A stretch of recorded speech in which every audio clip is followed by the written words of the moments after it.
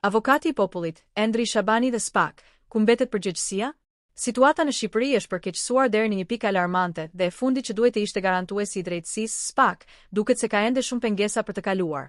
Për qytetarët e thjeshtë, lajmi se posti i avokatit të popullit i është dhënë Endri Shabanit ngre jo vetëm shqetësime morale, por edhe një pyetje kryesore.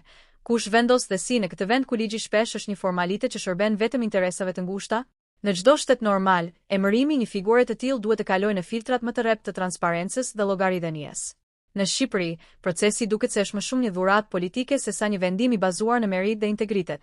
Por më rëndësishmja, SPAK, prokuroria e posaçme kundër korrupsionit dhe krimit të organizuar, ka detyrimin ligjor dhe moral që të hetojë çdo abuzim me këtë post. Pyetjet janë të shumta dhe të domosdoshme. 1. Si u vendos kandidati Endri Shabani? A ishte ky një proces transparent apo një marrëveshje politike e mbyllur pas dyrave të mbyllura? 2. Cilat janë kriteret reale për këtë post? Apo çdo kriter është thjesht një maskë për të legjitimuar një vendim të paracaktuar? 3. SPAK do të bëjë hetim? Apo edhe këtë herë do të hesh, sikurse ka heshtur në 10 raste të tjera ku pushteti ka përdorur ligjin për interesat e tij? 4. Çfarë mesazhi i dërgohet qytetarëve?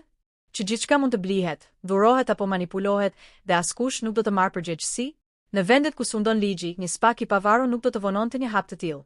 Një hetim i hapur për mënyrën e dhënies së postit të avokatit të popullit do të ishte shansi i parë për kryetarin e ri të SPAK për të treguar se ky institucion nuk është thjesht një kuku në duart e politikës. Por në Shqipërinë e sotme, qytetarët mbeten të pafuqishëm, duke parë si çdo post i rëndësishëm shitet, jepet apo dhurohet si pjesë e lojrave politike, ndërkohë që askush nuk jep llogari. SPAK është tani në një kryqëzim të rëndësishëm. Do të tregoj se është i pavarur dhe do të nisë hetimin që do të bënte të ndiheshin qytetarët të sigurt për ligjin, apo do të hesh edhe këtë herë, duke i dhënë të drejtë skepticizmit që ka pushtuar çdo cep të vendit. Për qytetarët, kjo nuk është thjesht një çështje politike. Kjo është çështje besimi, drejtësie dhe përgjegjësie. Dhe për SPAK, kjo është ndër provat më të mëdha deri tani. A do të jenë mbrojtës i ligjit apo pjesë e lojës së pushtetit? Ndërkohë, heshtja nuk është opsion. Çdo qytetar informuar ka të drejtë të dijë se kush dhe si vendos për të drejtat e tij. SPAK duhet të nisë hetimet dhe nëse nuk e bën, pyetja mbetet: për kë ekziston ky institucion? Për qytetarët apo për interesat e grupeve politike që e përdorin ligjin si mjet?